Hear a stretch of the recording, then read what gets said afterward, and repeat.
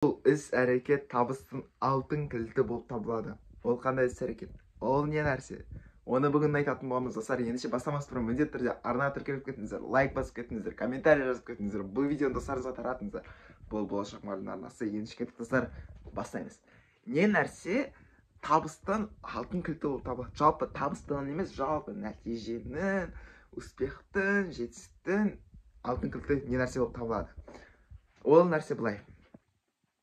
Мысал мен айтайын. Екі адам бар. Бірінші адам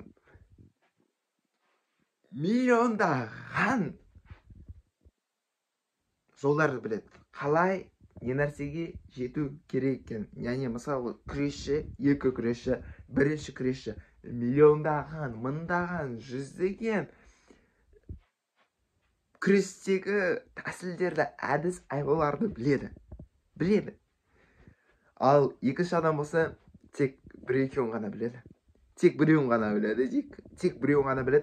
Бірақ бұл біреуін бұл максималды тұрғыда мықты қолданады. Кез келген қарсыласта қолданады. Ал жаңағы білетін адам керемет, сөз жоқ, барын біледі. Бірақ бұны көптеген жерлерде қолдана алмайды. Демек, екі адамның қайсы мықты десек, тек бірақ қана приемды, тек бірақ қана әдіс тәсілді, бірақ оны максималды тұрғыда қолдана алатын жеңіске жетеді. Бұл жерде мысалы Брюс Лидің сөзін айтып өтейік, енді кішкене бір күрес жағынан айтып жатқандықтан, Брюс Ли айтады, мен 100 әдісті бірлесе жасайтын адамнан қорықпаймын, қарсыластан қорықпаймын. Мен бір әдісті 100 жасайтын қарсыластан қорқамын дейді. Яғни бұл жердегі алатын ғибрат дейік пе, алатын бір сабақ дейік пе, бұл жерде алатын нәрсе, адам фокус қойса, бір жерге, бір бағытқа, бір әдісте жол қоятын болса, бір жерге қарай фокус қоятын болса, ол сол жерде жарып шығады.